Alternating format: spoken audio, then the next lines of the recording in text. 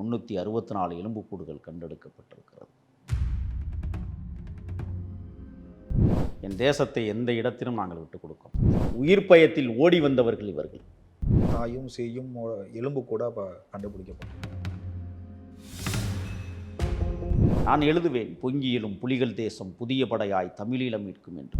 எண்ணற்ற உயிர்களை நாம் இழந்திருக்கிறோம். எலும்பு கூடும் புத்தகப்பையும் இன்னும் உயிரோடு இருக்கிறது. வவுனியாவிலும் பரந்தனிலும் படுபயங்கரமான யுத்தக்களம் 95களில். எலும்பு கூடுகளாக இருந்து போராடுறாங்க. 2.0 திராவிட மாடல் எல்லாம் பேசுவார்கள். 2 நாடுகளும் இன்றைக்கு சின்னாபின்னமாகி கொண்டிருப்பதை எமது கண்களால் பார்த்து, ஈழ மக்களுக்காக உயிரையும் கொடுப்போம் அப்படின்னு எமது தேசிய இனத்தை அழித்தவர்கள் எவரும் உருப்பட முடியாது.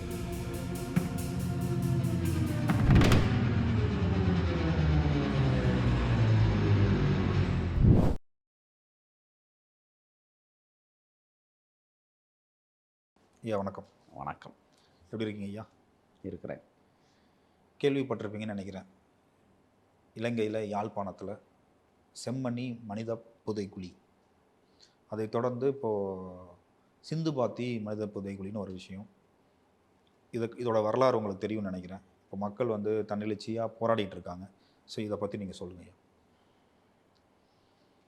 காலமெல்லாம் புலிக்குகையில் நீ தங்கினாய், கண்மூடி இன்று நீ படமாய் தொங்கினாய்.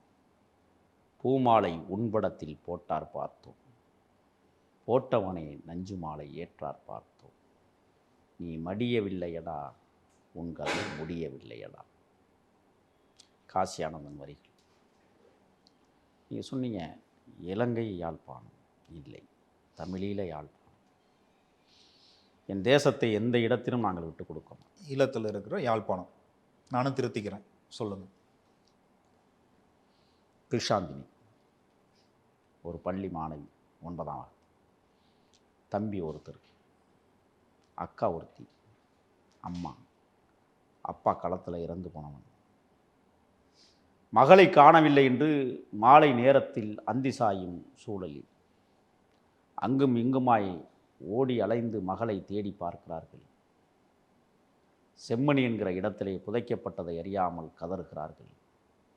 நீதி கேட்க புறப்படுகிற நேரத்திலேயே நாதியற்ற சிங்கள பேரினவாத இராணுவ பொறுக்கிகள் அக்காவையும் அம்மாவையும் தம்பியையும் ஒரே குழியில் போட்டு புதைத்த வரலாறு 1995. யாழ்ப்பாண மண்ணில் விடுதலைக்காக களத்தில் நின்ற போராளிகள். எண்ணற்ற உயிர்களை நாம் இழந்திருக்கிறோம். ஈழத்திற்காக எமது தேசத்தின் பிறப்புகளை காவு வாங்கியிருக்கிறோம் என்ற கருத்தில் யுத்தங்கள் ஒரு பக்கம் தொடர்ந்து கொண்டிருக்கிற நேரத்தில் மக்கள் இன்னொரு புறம் உயிரோடு புதைக்கப்பட்டார்கள்.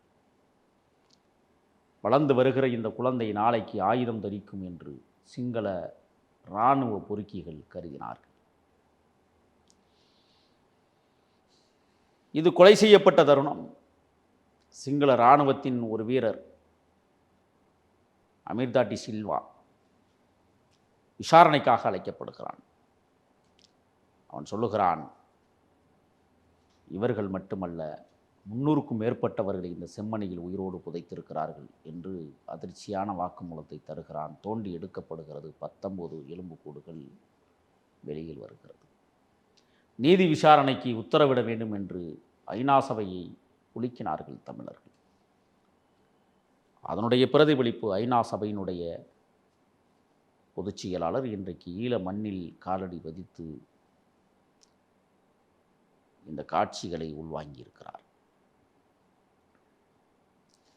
ஒரு பக்கம் தலைமன்னாரிலிருந்து வடமராட்சி வரை யுத்தக்களம். வவுனியாவிலும் பரந்தனிலும் படுபயங்கரமான யுத்தக்களம் 95களில்.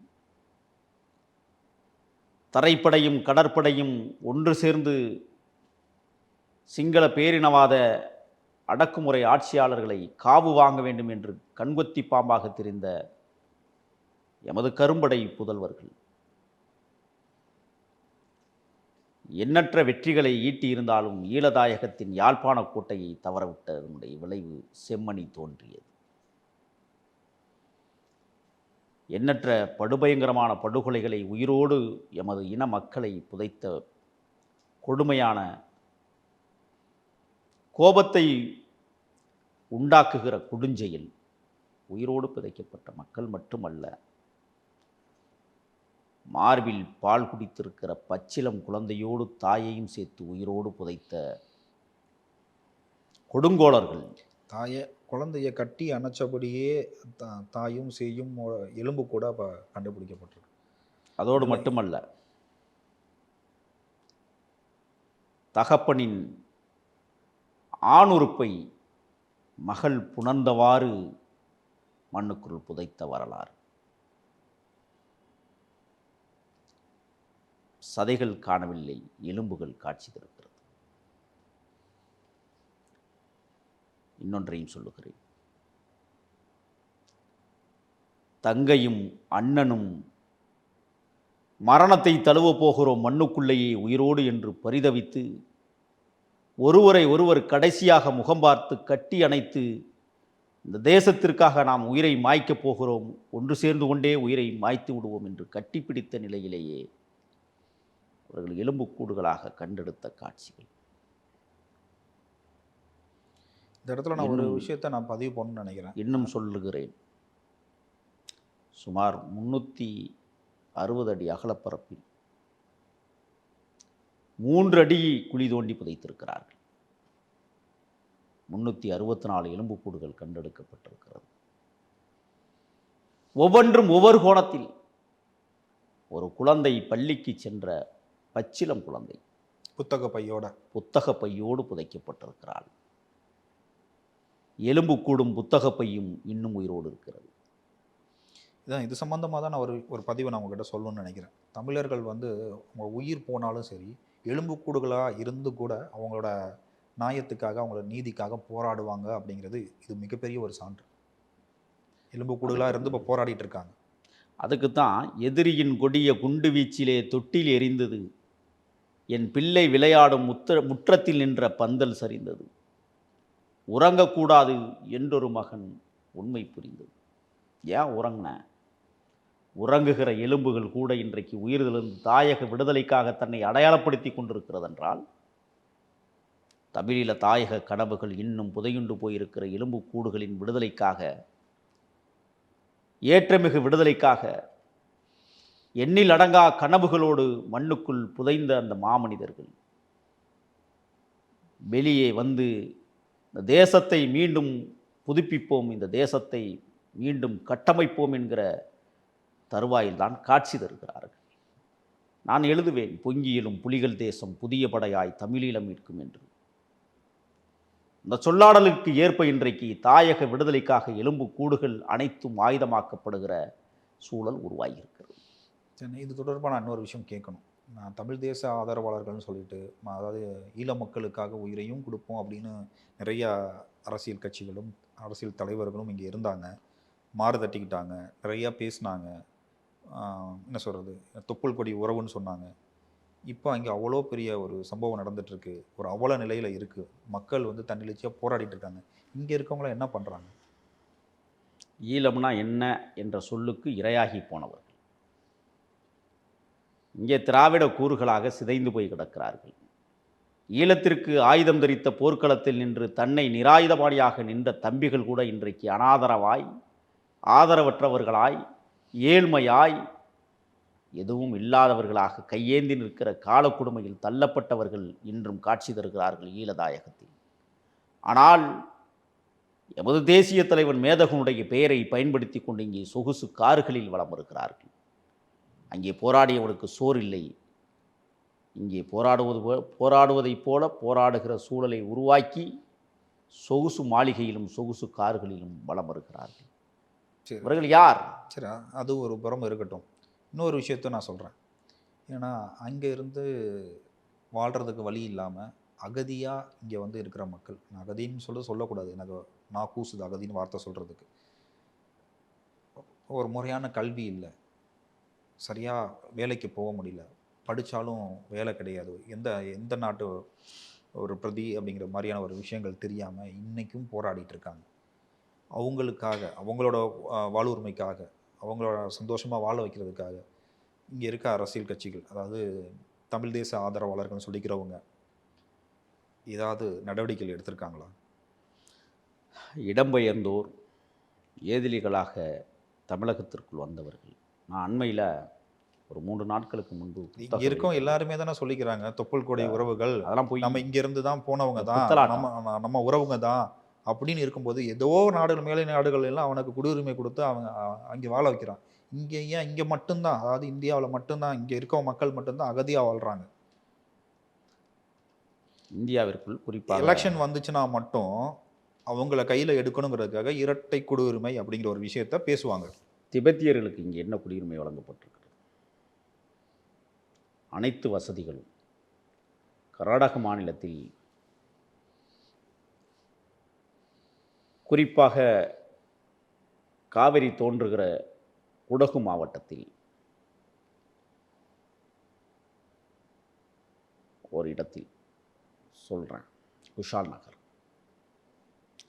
பிரமாண்டமாக பௌத்த திருத்தலத்தை கட்டி அவர்கள் அனைத்து விதமான சுதந்திரங்களையும் அனுபவித்துக் கொண்டிருப்பதை என் கண்களால் பார்த்தேன்.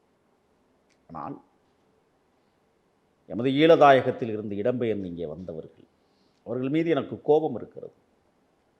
போராடுகிற எம் தாயக மண்ணின் விடுதலைக்காக தன்னையே தானமாக்கி தந்திருக்கிற தவப்புதல்வர்கள் அந்த மண்ணில் போராடி கொண்டிருக்கிற போது உயிர் பயத்தில் ஓடி வந்தவர்கள் இவர்கள். தாயக மண்ணிற்காக இவர்களும் போராடி இருந்தால் ஒருவேளை தாயக விடுதலை தன்னிறைவு அடைந்திருக்குமோ என்கிற சந்தேகம் நமக்கு எழுகிறது. இருந்தாலும் வந்துவிட்டார்கள். அரவணைப்பதற்கு தாயுள்ளத்தோடு எமது தாயகம் தமிழ்நாடு இருக்கிறது என்ற பெருத்த கனவுகளோடு கடல் கடந்து வந்தவர்கள் இன்றைக்கு படித்திருக்கிறார்கள், வளர்ந்திருக்கிறார்கள். இந்தியாவில் வேலை இல்லை, தமிழ்நாட்டில் வேலை இல்லை, அதிகாரமிக்கவர்கள், ஆட்சியாளர்கள் ஸ்டில் இப்போ வரைக்குமே சிறப்பு முகாம் அப்படிங்கிற ஒரு பேரில் சிறையில் தாங்க வாழ்கிறாங்க. அவங்களுக்கு ஒரு சிஐடி போட்டிருக்கான் தெரியுமா? இன்னைக்கும் பயம் இருக்குது, ஆயுதம் தரித்திருவானோ. எப்படி ஆயுதத்திற்கு பயந்து கொண்டு இந்த நாட்டிற்கு வந்தவன் ஆயுதம் எடுப்பான்? அந்த புரிதல் கூட இல்லாத இந்த அரசுகள், வக்கற்ற அரசுகள் இதுவரை அந்த மக்களை சொல்லனா துயரங்களை உட்படுத்தி வெளியில் வேலைக்கு போக முடியாது. போனால் பதிவேட்டில் கையெழுத்து போடணும். எங்கே போனாலும் ஆயிரம் கேள்விகள். காலையில் போனால் சாயங்காலம் 6 மணிக்குள்ளே திரும்ப அந்த முகாமுக்குள்ளே போகணும். அடக்குமுறைகள். ஆனால் கேட்டால் தமிழர்களுடைய ஆட்சி, தன்னிறைவான ஆட்சி, 2.0, திராவிட மாடல் எல்லாம் பேசுவார்கள். ஈழத்தாயகத்திற்கும் இங்கே இருக்கிற ஆண்டு கொண்டிருக்கிற திமுக, அதிமுகவிற்கும் ஏதாவது தொடர்பு இருக்கிறதா? அதிமுகவை எம்ஜிஆர் காலத்தில் தொடர்புபடுத்தி பார்க்கலாம். எம் தலைவனை உருவாக்கிய தலைவன் அதிமுக தலைவன், பேசலாம். திமுகவிற்கு ஏதாவது தொடர்பு இருக்கிறதா? அவர்களிடமிருந்து ஏதாவது எதிர்பார்க்க முடியுமா? ஈழதாயகத்திற்கும் இவர்களுக்கும் என்ன தொடர்பு இருக்கிறது? என்ன சம்பந்தம் இருக்கிறது? அதில் பணியாற்றக்கூடியவர்கள் ஈழதாயகத்திற்காக தன்னை உருவாக்கி கொண்டவர்களையே வெளியேற்றியதுதான் இந்த திராவிட முன்னேற்ற வேண்டிய வேதனைப்பட வேண்டிய விஷயம் என்னன்னா, தமிழ் தேச ஆதரவாளர்களாக தன்னை காட்டிக்கிட்டு அதுக்கு அவங்களோட அரசியல் கட்சி தொடங்கியது ஈழ மக்களுக்காக தான் அப்படிங்கிற மாதிரியான ஒரு பொய்யான விஷயங்களை வெளியாக காட்டிக்கிட்டு, ஆனால் திமுகவோட கூட்டணியில் இன்னமும் நீடிச்சிட்டு இருக்க சில கட்சிகள்லாம் இருக்காங்க. யாரை சொல்ல வரீங்கன்னு எனக்கு புரியுது. கையேறு நிலையில் கைகோர்த்திருக்கிறார்கள். என்ன நிலையில்? கையேறு நிலையில். ஏன்னா ஈழம் முடிஞ்சு போச்சுன்னு நினச்சிக்கிட்டு இருக்காங்க அவங்கெல்லாம். இனிமே அங்கே போராடுவதற்கு ஆட்கள் இல்லைன்னு நினச்சிக்கிட்டு இருக்காங்க. ஒரே ஒரு செய்தியை மட்டும் சொன்னேங்க. இப்போ கொஞ்ச நேரத்துக்கு முன்னாடி எலும்பு கூடா இருந்து கூட அவங்களோட விடுதலைக்காக, அவங்களுக்கு நியாயம் கேட்கறதுக்கு அவங்களே போராடுறாங்க. எலும்பு கூடுகளாக இருந்து போராடுறாங்க. கண்டிப்பாக ஈழம் மலரும், அவங்க மக்களோட போராட்டம் ஜெயிக்கும், நம்மளும் நம்பலாம். ஒரே ஒரு செய்தி, காலம் எமக்கு வகுத்தளித்து தந்த மகத்தான தலைவன் நம்மோடு வாழ்ந்து கொண்டிருக்கிறான் என்கிற பெருத்த கனவுகளோடு நாமும் அவரின் கனவை சுமந்து ஒவ்வொரு இடமாக பேசி வருகிறோம். ஈழம் என்பது எழுதி வைக்கப்பட்ட தீர்ப்பு. அங்கீகரிக்கப்படக்கூடிய நாடு. ஆனால் சர்வதேச நாடுகள் இன்றைக்கு சதித்திட்டங்களில் இறங்கிய நாடுகள் மோதுகிறது. நாம் பார்த்திருக்கிறோம். ஈரானும் இஸ்ரேலும் எம் தாயக விடுதலையை தடுப்பதற்காக ஆயுதங்களை பிரயோகித்த நாடுகள். 2 நாடுகளும் இன்றைக்கு சின்னாபின்னமாகி கொண்டிருப்பதை எமது கண்களால் பார்த்து ஆனந்த கண்ணீர் வடிக்கிற சூழலில் தமிழர்கள் இருக்கிறோம். எம் தமிழ் பேரினத்தை அழித்தவர்கள் இதுபோல் சிதைந்து போகிற கனவு, சிதைந்து போகிற நாட்கள் வெகு தொலைவில் இல்லை. பாகிஸ்தானும் சீனாவும் செய்த காரியங்கள் நாம் கண்முன்னே இன்றும் காட்சி தருகிறது. எமது தேசிய இனத்தை அழித்தவர்கள் எவரும் உருப்பட முடியாது. தமிழ்நாட்டு அரசியல் தளத்தில் எமது தாயக விடுதலையை தடுக்க நினைத்தவர்கள், தடுமாறுகிற எம் மக்களை பலி கொடுத்தவர்கள், எமது தமிழீழ மக்களை தரங்கட்டவர்களாக வழிநடத்துகிற சூழல் எவன் நடத்தினாலும் அவன் நிம்மதியாக வாழ முடியாது. ஏனென்றால் லட்சோப லட்சம் தமிழர்களுடைய கனவு, இரத்த பலிபீடங்கள் இன்றும் ஈழ தாயகத்தில் விடுதலை விடுதலை விடுதலை என்றே கேட்டு முழங்குகிறது. அந்த விடுதலைக்கு உங்களுக்கும் சிவப்பு கம்பளம் விரிப்போமா என்பதை நாள் குறிக்கிற நாள் வெகு தொலைவில் இல்லை. வாருங்கள், சிவப்பு கம்பளம் அல்ல கருப்பு கம்பளம் விரிப்போம். காத்திருங்கள். கண்டிப்பாக, நிச்சயமாக. நீங்கள் கொடுத்த அந்த நேரத்துக்கும் இந்த நேர்காணலுக்கும் நன்றி. நன்றி.